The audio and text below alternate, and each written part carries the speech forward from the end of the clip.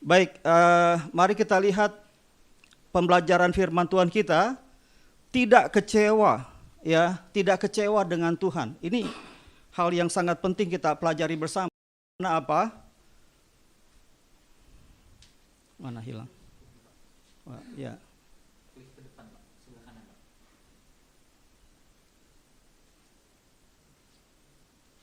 Sorry, ini orang kampung ini. Lagi, Pak. Klik Ya? lagi, Pak. Karena Bapak bikin animasi munculnya pelan-pelan, Pak. Jadi Bapak harus Pelan ya. ke kanan, Pak. Klik ini, Pak. Ini kiri. Ke kanan, Pak. Yang kanan, Pak. Ini kanan, atas. Nah, Tunggu. Ini depannya belum. Tunggu. yang mana dulu, Pak? Yang depan. Slide kedua.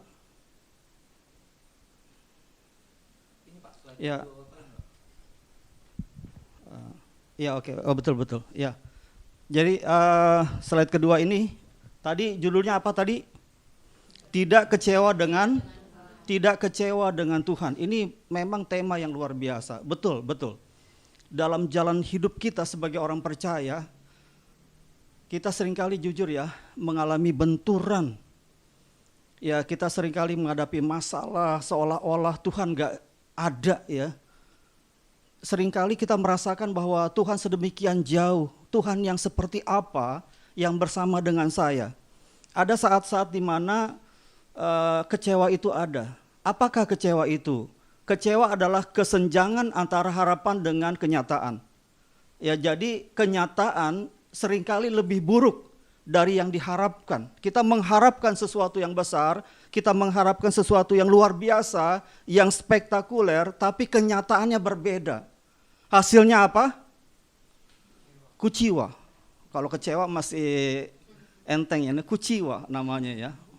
Encim yang ngomong itu, kuciwa. Ya, jadi memang ada kekecewaan. Ya, kekecewaan kenapa? Karena apa yang diharapkan itu tidak sesuai dengan kenyataannya. Coba next berikutnya. Ya, saya dibantu ya. Ini ada kisah keluarga Kristen yang taat. Ada keluarga Kristen yang sedemikian taat tinggal di desa. Luar biasa ya, luar biasa sekali. Mereka biasa ibadah keluarga, lalu kemudian terlihat saling mengasihi bapak, ibu, dan anak-anak akrab. Ini anaknya 3 anak laki-laki. Anak yang pertama merantau ke kota. Setelah dia berusaha, dia berjuang, lalu kemudian dia menjadi kaya raya. Anak kedua pindah ke desa yang lain. Nggak jauh dari desa itu, dia pindah dan menikah dengan gadis desa itu. Ya, gadis di desa itu. Anak yang 3 tetap di desa itu dan menjadi pejabat penting di desa, jadi Pak Lurah. Tapi yang aneh kenapa? Ketiganya meninggalkan Tuhan karena kecewa. Aneh ya, apa yang kurang? Kaya raya, dapat gadis, kembang desa, menjadi pejabat desa, apa yang kurang? Tidak ada ya, nggak ada. Tapi kecewa kenapa? Anak pertama berkata, saya dulu miskin sekali. Sebagai orang Kristen, ya memang kami taat, memang kami rajin ibadah, tapi miskinnya minta ampun. Mau makan susah, mau apa-apa susah. Saya kecewa dengan Tuhan apa? Karena dengan ibadah yang kami kerjakan, dengan ketaatan yang kami kerjakan, tidak membuat kami kaya. Sekarang saya kaya raya kenapa? Saya bekerja keras, saya merantau. Saya bekerja keras dan kemudian saya menjadi kaya. Saya kaya karena saya berusaha dengan keras. Anak yang ketiga yang menikah dengan gadis desa yang tidak seiman dan akhirnya meninggalkan Tuhan. Dan yang ketiga karena mau menjadi pejabat rupanya ya harus katakanlah menjual Tuhan. Ketiga-tiganya menjadi kecewa. Ya, ketiga-tiganya menjadi kecewa karena hal-hal yang demikian itu. Padahal dari apa yang terlihat jelas, nggak ada yang kurang, malah lebih luar biasa ya. Tapi sedemikian ini pun membuat orang kecewa. Nah, coba kita lihat selanjutnya. Ya, Ini kecewa terberat sebetulnya dialami oleh seorang Ayub. Dalam perjanjian lama ya, kita melihat bagaimana seorang Ayub. Ayub dikatakan seorang yang saleh. Apa itu saleh? Apa bedanya saleh dengan suci? Ya, banyak orang soleh ya, namanya soleh, Pak Soleh, Pak Soleh, Pak Soleh, banyak sekali. Tetangga saya namanya Pak Soleh, Pak Soleh. Ya, kesolehan itu orang disebut saleh kenapa? Karena nanti apa yang dikatakan oleh Ayub sendiri ya, menurut kata orang, artinya apa? Ada orang lain yaitu kiai, yaitu juga orang-orang pintar agama ya, yang kemudian memimpin menyertai dia. Pak harus begini, Pak harus begitu, tidak boleh begini, dikerjakan. Semua syariat keagamaan dikerjakan. Dan dia mendapatkan status sebagai orang saleh. Ya, kesalehan itu dikerjakan. Kenapa? Mengerjakan syariat keagamaannya dan tidak melakukan apa yang dilanggar, tidak melanggar peraturan-peraturan agama. Orang menjadi saleh. Lalu kemudian Ayub adalah seorang yang jujur. Bukan kata orang, tapi Tuhan sendiri berkata, tidakkah engkau melihat hambaku Ayub? Seorang yang saleh, seorang yang jujur, seorang yang takut akan Tuhan, seorang yang menjauhi kejahatan. Bahkan dia menggunakan hartanya untuk menolong orang lain. Dia tidak segan-segan ya menggunakan hartanya tolong orang. Yang begini kan jarang ya. Ayub ini orang yang kaya raya, tapi salehnya juga luar biasa. Jarang ketemu orang kayak begini. Ya, lalu kemudian dia memberikan motivasi kepada orang, memberikan nasihat. Apa yang kurang dari seorang Ayub? Tapi dalam apa yang tidak diketahuinya, apa yang dialami, fakta yang dihadapi adalah apa? Kehilangan seluruh hartanya. Pembantunya datang lapor, Pak lapor kambingnya habis. Bukan 1 ekor, 2 ekor, ribuan. Pak, kambingnya dicuri orang berapa? 2 ekor, nggak pusing ya karena ada ribuan. Tapi seluruhnya dalam jumlah ribuan itu habis ya. Kehilangan seluruh hartanya. Semua anaknya meninggal. Aduh, ini kan berat sekali ya. Kalau kita sebagai anak, posisi kita sebagai anak melihat bapaknya dipanggil Tuhan atau mamahnya dipanggil Tuhan, sudah tua ya sudah mau bilang apa. Tapi ketika seorang bapak, ya seorang ibu menyaksikan anaknya meninggal, selalu perkataannya apa? Kenapa bukan saya? Ya, kenapa bukan saya? Lebih baik saya. Selalu itu ungkapan umum yang keluar dari orang tua. Tapi kemudian kalau kita lihat semua anaknya meninggal dalam cara yang tragis. Matinya tidak wajar ya, semuanya kena bencana. Dalam 1 hari. Lalu kemudian ya hari berikutnya ya, hari keduanya badannya penuh barah yang busuk. Ya jadi sekujur tubuh Ayub dari kepalanya sampai ujung kaki itu gatalnya minta ampun. Lalu harus digaruk. Tidak bisa dengan tangan ya, harus ada bantuan supaya menghilangkan gatal ya. Istrinya tidak mendukung. Berat ya, berat. Saya susah. Kalau saya istri saya mendukung, sangat mendukung. Ini istri saya. Tadi belum dikenalkan ya. Ya jangan naksir saya. Udah punya istri ya. Ya jadi istrinya tidak mendukung. Apa kata istrinya Ayub? Ibu-ibu pasti hafal nih. Apa? Kutukilah alam. Itu saya yang susah ya. Ada istri model kayak begini. Ya kutukilah Allahmu dan matemaho. Matilah kau. Enggak, harus dimengerti juga ya. Sebetulnya istrinya bukan dalam arti tidak mendukung begini ya. Bagaimana seorang istri melihat suaminya kaya raya dalam segala kemegahannya, dengan segala kemewahannya, dengan segala macam ketampanannya. Tiba-tiba seorang istri melihat suaminya terpuruk yang sedemikian jatuh, terpuruknya ya luar biasa, badannya penuh dengan nanah. Lalu kemudian apalagi yang mau diharap? Kalau juga kehidupannya harus berlanjut, bagaimana penderitaan-penderitaannya itu? Sampai secara perkataan ya, istrinya berkata, matilah kau, mati saja, itu lebih baik. Kenapa? Kamu lepas dari penderitaanmu. Ya, ini satu hal yang sangat-sangat ya ironis ya, istrinya katakanlah tidak mendukung begitu ya. Lalu kemudian sahabat-sahabatnya 3 orang datang kepada dia memberikan nasihat. Nasihatnya kalau kita baca bagus. Apa yang kurang dari 3 sahabatnya yang memberikan nasihat-nasihat? Semuanya bagus. Tapi semuanya merasa bahwa kamu mengalami ini kenapa? Dosa. Kenapa kamu yang hebat, kamu yang jaya, kamu yang sedemikian luar biasa, yang secara manusia itu sempurna, kaya raya iya, rohaninya minta ampun. Mengalami kondisi begini, pasti kenapa? Dosa. Itu konsep perjanjian lama.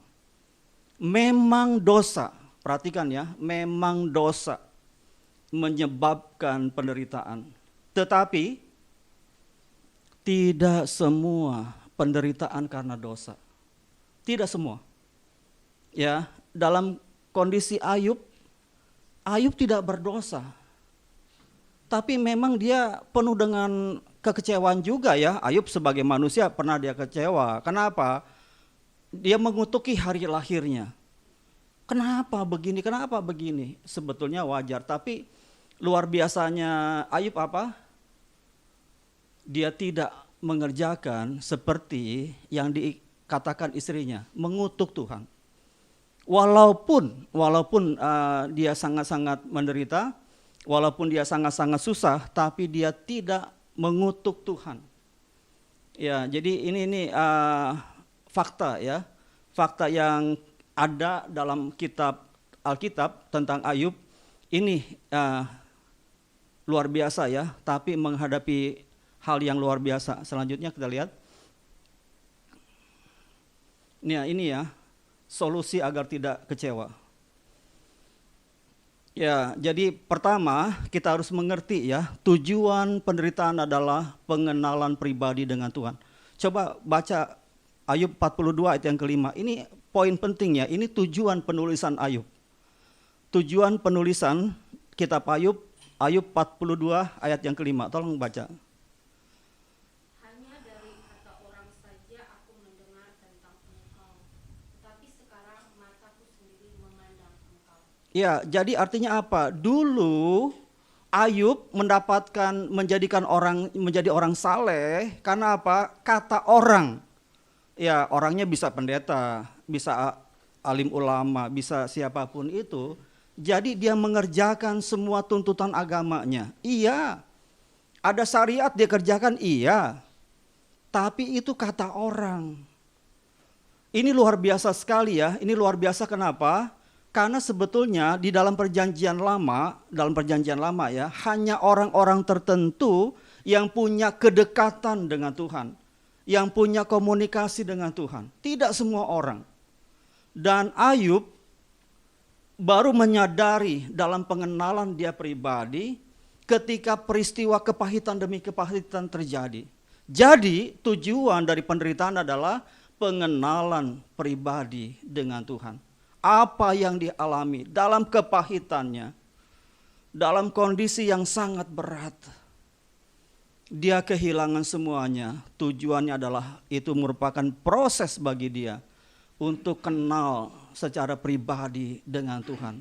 Mahal ya, mahal harganya. Pengenalan akan Tuhan itu jelas kalau kita lihat nanti ya, kita lihat di Filipi 3 ayat 10. Jadi ada pengenalan ya, ada intimasi, ini yang ketiga kita lihat dulu ya. Kedekatan atau intimasi dengan Tuhan bukan apa yang kata orang, tapi kita dengan Tuhan secara pribadi kenal. Pengenalan akan Tuhan. Hari lepas hari, waktu demi waktu, kenal Tuhan. Bahwa ketika peristiwa kepahitan terjadi, ada apa? Coba lihat apa yang Tuhan mau atas peristiwa ini. Peristiwa suka, peristiwa duka, apapun peristiwa itu pasti ada rencana ya. Jadi bagaimana solusi supaya tidak kecewa? Pertama kita tahu bahwa dalam kitab Yeremia 29 ayat yang 11 dikatakan apa? Aku ini mengetahui apa? Rancangan apa yang ada padaku tentang ya mengenai kamu. Terus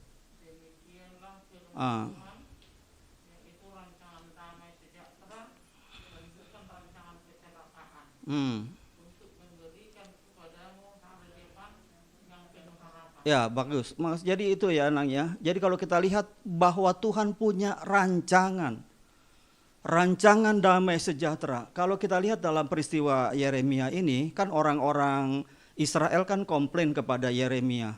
Kenapa kamu kirim surat bilang, usahakanlah kesejahteraan kota di mana engkau aku buang. Kenapa? Karena kesejahteraannya adalah kesejahteraanmu juga. Itu membuat orang Israel marah. Ya, marah kepada Yeremia ya. Tapi apa yang Tuhan katakan? Sebab aku ini tahu rancangan apa. Dari kita belum ada. Kalau Efesus 1 ayat 4 mengatakan apa? Kita dijadikan sebelum dunia dijadikan. Sebelum dunia dijadikan Tuhan tahu. Ya, sebelum dunia ada Tuhan sudah tahu. Ya, dan Tuhan memberikan rancangan damai sejahtera.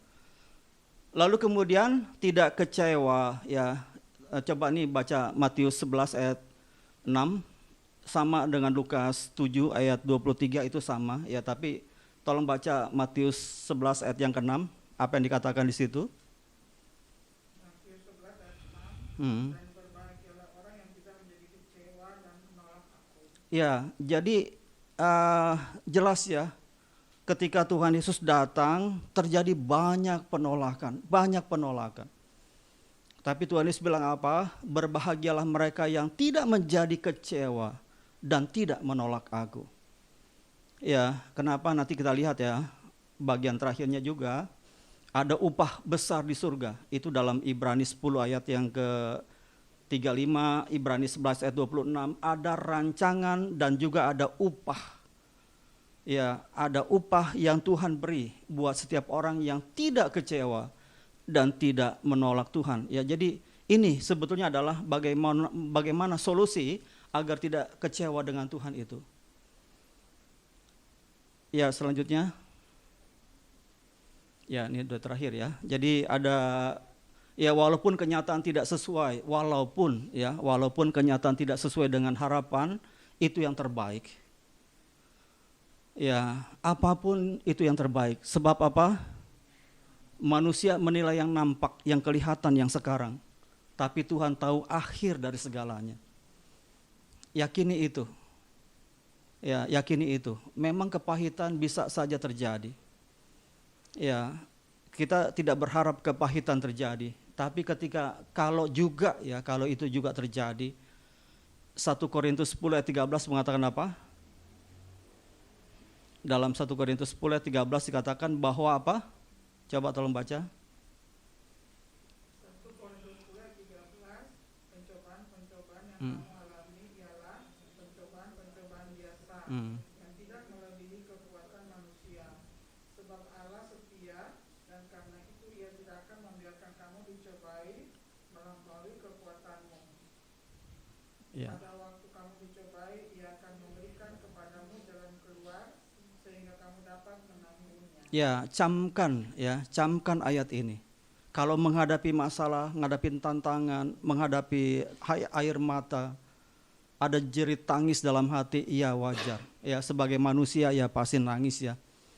Kalau orang tidak pernah nangis juga nggak waras juga ya, nggak benar ya. Masa ya kalau kadang-kadang ya kalau dalam kedukaan begitu ya, dari jauh udah teriak ya, udah mengandung. Wah, udah segala macam udah. Kadang itu ya hal yang kalau buat orang yang tidak tahu merasa aneh juga ya. Tapi itu penting ya, meluapkan Ya mengatakan waduh segala macam begitu ya. Satu peristiwa, satu jemaat yang saya layani kecelakaan di jalan tol, kepalanya pecah. Kepalanya pecah, entah kemana pokoknya udah nggak berbentuk. Lalu kemudian ketika jenazah sampai di rumah dalam peti yang tertutup, semua keluarga teriak, buka, buka, buka. Saya bilang jangan, udah tahu beritanya begitu, udah jangan, buka, buka. Karena mendesak dibuka, bruk semuanya, pada pingsan semua. Ya langsung otomatis gedebrak, gedebrak pada jatuh, kompak jatuhnya. Ya kenapa? Karena memang kekecewaan yang luar biasa ya. Lalu mereka komplain kepada Tuhan, aduh kami baru saja aktif di gereja. Kami baru saja menyerahkan kayu-kayu kami untuk dibikin bangku gereja. Jadi kami bikin bangku ya dari kayu sendiri ya, serut-serut sendiri, bentuk sendiri seperti itu. Enggak, kalau sekarang di sini kan tinggal pesan ya online banyak. Di sana kita serut sendiri, bikin sendiri, kayunya dari bapak ini. Dia komplain, kami baru saja aktif di gereja. Ya, kami baru saja mau mengabdi kepada Tuhan. Kenapa ini terjadi? Semuanya komplain. Kenapa komplain? Karena kita dalam hubungan dengan Tuhan namanya hubungan transaksional. Kita transaksi. Ya, Tuhan, saya mau serahkan harta saya kalau begini, begini, begini. Kami mau begini. Tuhan begini. Jadi kita ada transaksi dengan Tuhan. Kalau kita transaksi, lalu kemudian kita sudah berkorban, korban kita tidak seimbang ya dengan hasil yang didapat, kecewa. Itu namanya transaksional. Ya, banyak orang Kristen menjadi kecewa dan meninggalkan Tuhan. Kenapa? Karena transaksional. Bagaimana iman itu sangat-sangat sulit. Kenapa sangat sulit? Siapa yang dipuji oleh Tuhan karena imannya siapa? Satu? Janda miskin ya. Terus siapa lagi? Abraham. Abraham kedekatannya dengan Tuhan ya. Abraham juga disebut sebagai sahabat Allah. Perjanjian lama cerita tentang Abraham. Sampai kitab Yakobus juga masih ada cerita tentang Abraham. Jadi PLPB Abraham. Ya, bapak orang beriman. Iya, betul. Terus siapa lagi? Ya. Ayub juga ya. Ayub juga luar biasa. Nanti kalau kita lihat Ayub dipulihkan 2 kali. Ya, 2 kali. Kenapa Ayub dipulihkan? Ya, pertama tentu dia tidak mengutuki Tuhan. Lalu kemudian apa? Dia bertobat, lalu kemudian apa? Dia mengaku ya, mohon ampun, dan pemulihan terjadi, dan kemudian Ayub mendapatkan 2 kali lipat, kecuali istri. Ya, kenapa enggak istrinya diganti ya? Iya, gantilah. Iya, semuanya ditambah. Anaknya cantik, siapa namanya? Yemima, aduh ya betul ya. Pantes Pak Nelson berbahagia sekali ya mendapatkan Yemima. Yemima punya adik namanya siapa? Kesia. Ya, yang ketiga Karen, ya Karen Hapuk. Itu anak-anaknya Ayub yang cantik-cantik, yang ganteng-ganteng, kekayaannya 2 kali lipat. Bagaimana 2 kali lipat itu bisa terjadi? Apakah perampok mengembalikan? Ya, dombanya 7.000, 14.000 ya, ibu lebih hafal yang 14.000. Gimana menghitungnya 14.000? Ya kekayaan orang zaman baheula ya, orang zaman dulu itu kekayaannya ya binatang. Ya, jadi ada domba, ada segala macam ya. Ayam nggak disebut. Ayam di rumah saya. Ya kalau saya piara ayam ya, dari kecil saya piara ayam karena hobinya ayam. Tapi tidak untuk diadu ya, karena ini kan ayamnya pelung ya, suaranya panjang begitu. Ayam pelung ya, ada ayam kampung supaya telurnya ya daripada beli telur ayam ya, ayam korek-korek bertelur ya itu yang dimanfaatkan. Ya, jadi siapa lagi yang dipuji oleh Tuhan? Nuh. Ya, Nuh punya kedekatan ya. Kepada siapa Tuhan Yesus berkata, iman sebesar ini tidak pernah aku jumpai dari antara orang Israel sekalipun. Kepada siapa Tuhan Yesus puji itu? Iman sebesar ini. Iman sebesar ini tidak pernah aku jumpai dari antara orang Israel sekalipun. Orang Israel itu banyak, bukan cuma satu orang, tapi imannya nggak lebih besar dari siapa itu? Ya. Kalau kepada perempuan pendarahan, hai ibu, besar imanmu. Perwira, ya perwira Kapernaum. Perwira Kapernaum bukan orang Israel, tapi dipuji. Tuhan Yesus puji orang karena apa? Karena iman, betul Pung. Ya, Tuhan Yesus puji orang. Tuhan Yesus puji orang kenapa? Karena iman. Dan nanti kalau Tuhan Yesus datang kedua kali, apa yang dicari? Adakah iman di bumi ini? Yang dicari itu iman. Yang Tuhan puji bukan orang kaya. Kita dekat-dekat orang kaya ya. Kita mendekati orang kaya, salah-salah pun ya nggak apa-apalah. Karena dia orang kaya ya. Bagaimana gereja berjalan karena orang kaya ini. Kalau dia nggak lagi salurkan dana, tutup kita. Ya, jadi memang orang memandang orang karena apa? Karena kaya raya. Orang memuji kenapa? Karena kaya raya. Padahal dia Mario Rubicon. Atau juga siapa? Ferdi Sambo. Ya, kita hormat orang seperti itu ya. Salah-salah pun nggak apa-apa. Kenapa? Tapi ya itu yang dialami Ayub ya. Pada waktu dia kaya, dia memberikan nasihat, didengar orang. Tapi ketika Ayub terpuruk, nggak ada lagi yang mau mendekat.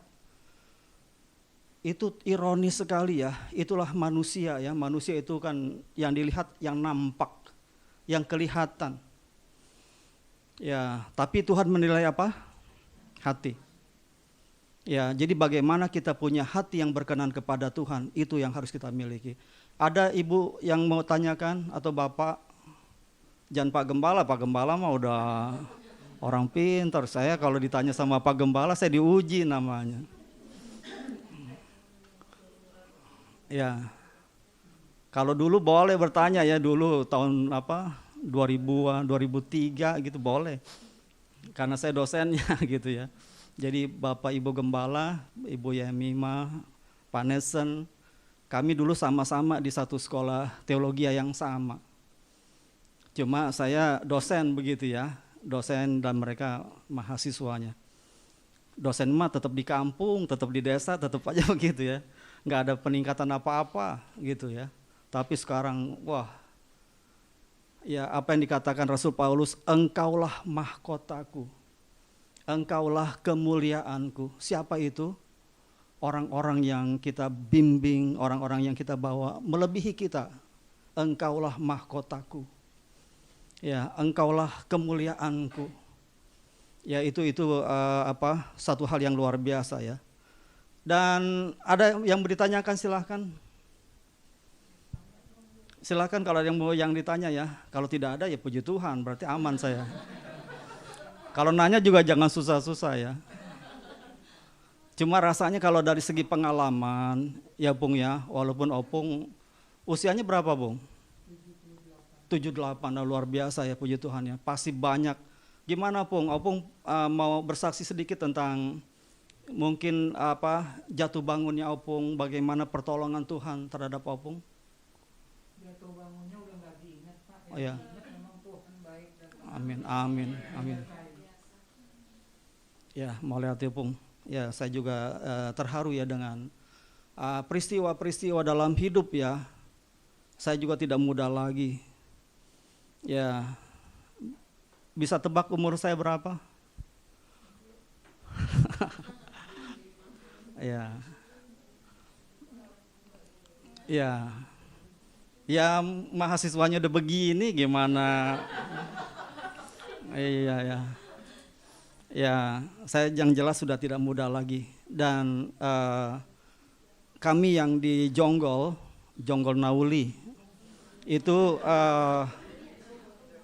saya jujur kadang-kadang atau seringkali saya merasa Tuhan saya sudah nggak sanggup. Ya, nggak sanggup. Kenapa? Melayani orang itu sedemikian sulit ya. Jangan pikir kalau orang sudah tua gampang dibawa kepada Tuhan. Oh, salah itu ya. Orang tua pun diberitakan Injil, ngamuk dia, marah. Ya, marah dia marah gitu ya. Jadi tidak mudah ya, tidak mudah. Jadi satu jiwa itu berharga sekali. Satu jiwa itu berharga sekali. Ya, kami dengan Pak Bayin, kami turun ke sungai, kami baptis ya, satu orang percaya. Tuhan pakai Pak Rikin ya untuk melayani, dia percaya Tuhan. Kami baptis. Ya, tapi ya udah begitu aja ya, kan kita kan kegerakan yang tidak kelihatan. Kita berusaha untuk orang tidak tahu. Kenapa? Karena memang tekanannya luar biasa ya. Masalah-masalah tekanan dalam pelayanan ada. Kadang-kadang saya merasa bahwa Tuhan saya sudah nggak sanggup.